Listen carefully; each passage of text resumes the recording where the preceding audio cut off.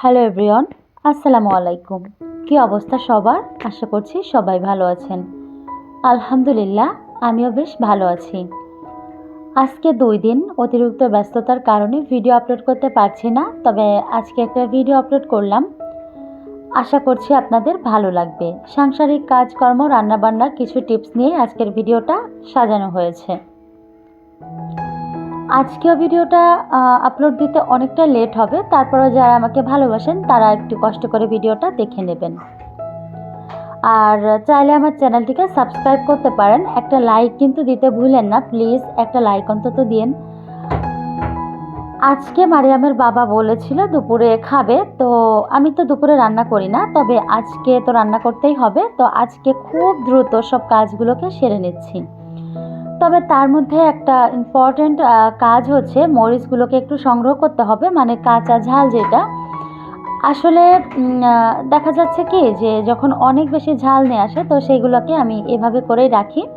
না হলে সবগুলা দেখা যায় নর্মালে রাখলে ওগুলা শুটকো হয়ে যায়, পরে আসলে ভালো লাগে না।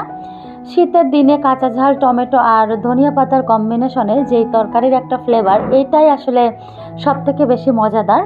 তো তার জন্য কাঁচামরিচগুলোকে টাটকা রাখাটা অনেকটাই জরুরি। আর আমি অন্য সময়তেও যখন মরিচ বেশি নিয়ে আসে তখন এভাবেই সংরক্ষণ করে রাখি।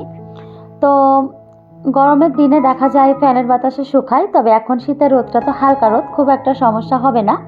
আসলে এগুলোকে যেহেতু ডিপে রাখবো, তো দেখা যায় কি যদি ধুয়ে না রাখি তাহলে এমনিতেই ডিপ থেকে বের হলে একটু পানি ছাড়ে, দ্রুত মরিচের কাজটা সারতে হয়। আর তখন যদি আবার পানি দিয়ে ধুতে যায় তখন দেখা যায় কালারটাও নষ্ট হয়ে যায়, আবার টেস্টটাও একটু হেরফের হয়ে যায়। তবে এইভাবে করে যদি মানে আগে থেকে ধুয়ে শুকিয়ে রাখি তাহলে মরিচের কালারটাও যেমন ভালো থাকে, ঘ্রাণটাও কিন্তু ঠিক থাকে। আজকের কাজগুলো কিন্তু বেশ ব্যস্ততার সাথেই করছিলাম, তবে যেহেতু 2 দিন কোনো ভিডিও আপলোড করি না, কষ্ট হলেও একটু ভিডিও করে নিচ্ছিলাম। তো প্লিজ সব মানে বন্ধুদেরকে বলছি সবাই আমার মানে পাশে থাকবেন, আমাকে একটু সাপোর্ট করার চেষ্টা করবেন। তো মরিচগুলো সংগ্রহ করে রাখছি, আসলে প্রত্যেকটা জিনিসই এখন চেষ্টা করছি সংরক্ষণ করে রাখার। কারণ আসলে দ্রব্যের যা মূল্য ধারণ করা হয়েছে এই বাজারে, সেটা আসলে আমাদের মতো মধ্যবিত্ত মানুষের চলা চলা মানে জীবনযাপনের ক্ষেত্রে বেশ একটা মানে কি বলবো দাগ কেটে যাচ্ছে। তো কিছু করার নেই। আমরা আসলে নিজেদের অবস্থান থেকে মনে করি যে ও ভালো আছে, অমুক ভালো আছে, তমুক ভালো আছে, ওর অত টাকা বেতন, ওর অত টাকা ইনকাম, হাজব্যান্ড ওয়াইফ দুজন মিলে ইনকাম করছে। দেখেন একটা কথা কি জানেন, যার যেমন আয় তার কিন্তু তেমন ব্যয়। প্রত্যেক ব্যক্তি কিন্তু তার জায়গা থেকে অভাবী। হ্যাঁ, আপনার যত আছে আপনার আরও তত বেশি দরকার। তো প্রত্যেকটা যার যার জায়গা থেকে যদি একটু সেভ করে চলা যায়, আসলে অপচয় না করি, তাহলেই কিন্তু খুব সুন্দরভাবেই চলা যায়। তো দেখেন এই গাছটা দিয়ে সবসময় ভিডিও করি, তো ওই পুঁথির যে ব্রেসলেটটা, এগুলো তো আসলে এখন আর হাতে দেওয়া হয় না, তো ভাবলাম গাছের গোড়াতে দিয়ে দিই, দেখতে সুন্দর লাগবে। আজকে রান্না করব ফুলকপি দিয়ে রুই মাছ দিয়ে আলু টমেটো দিয়ে একটা পাতলা ঝোল, খেতে কিন্তু খুবই মজা লাগে। মারিয়ামের বাবা এটা খুব পছন্দ করে, ফুলকপির তরকারি। তবে কেন জানি না আমার ফুলকপির তরকারি খুব একটা ভালো হয় না, মানে ওই চলে আর কি।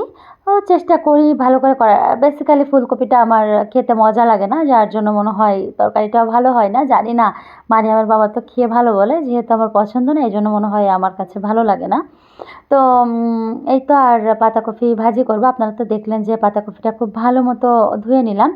তো দেখেন আপনাদেরকে একটা টিপস দেই, ফুলকপির মধ্যে কিন্তু মানে অনেক বেশি হচ্ছে ময়লা থাকে। তো আপনারা সবাই চেষ্টা করবেন ফুলকপিটা কেটে একটু গরম পানি যদি নাও পারেন, অ্যাভেলেবেল না হয়, তাহলে একটু লবণের পানি দিয়ে ভিজিয়ে রাখতে।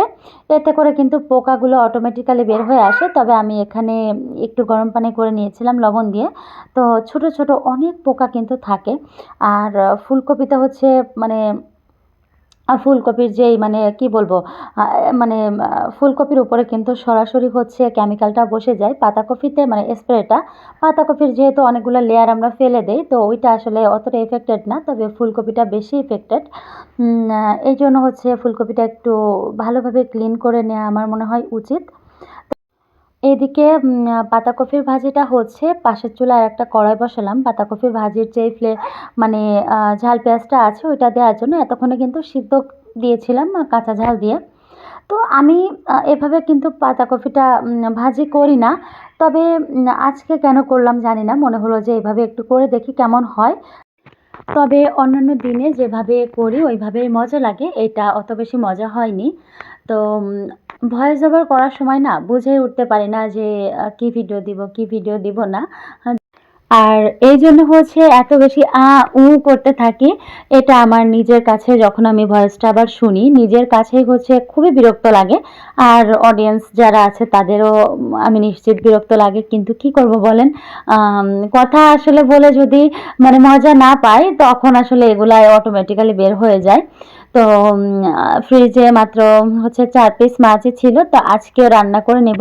আমার ফ্রিজে মানে মাছ রেখে একটু বেশি দিন হলে আর টেস্ট লাগে না, জানি না কেন। আর এবার থেকে একটা টার্গেট নিয়েছি, একটা মানে ফিক্সড অ্যামাউন্ট, মানে আমার বাবাকে বলেছি আমি এটার মধ্যে সংসারের খরচটা চালাবো, মানে চেষ্টা করবো আরও কমিয়ে আনতে।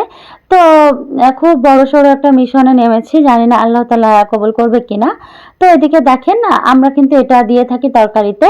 ওটা হচ্ছে পেঁয়াজ, রসুন আর জিরার কম্বিনেশনে ভেজে নিয়েছি। ওইটা হচ্ছে বেটে যখন তরকারিতে বলক আসে তখন হচ্ছে ওটা দিতে হয়। তো আমাদের এলাকাতে আমরা বলি ফুরানি। আর একবার একটা আপুর ভিডিওতে শুনেছিলাম উনি বলে হচ্ছে শাক বাটা। তো কোন অঞ্চলে কি বলে জানি না। এদিকে মাছগুলো খুব মানে ভালো করে ভাজি করে নিলাম। আর তরকারিটাও হচ্ছে রান্না করে নিব। তো এখানে আমি অনেক কিছু পাশের চুলাতে কিন্তু এখনও মানে পাতাকপিটা কিন্তু এখনও ভাজি হচ্ছে।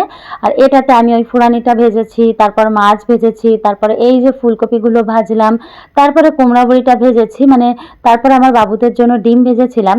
এত টাইম নিয়েও কিন্তু পাতাকপিটা মানে হচ্ছেই না, মানে এমন হচ্ছে যে আমার কপাল।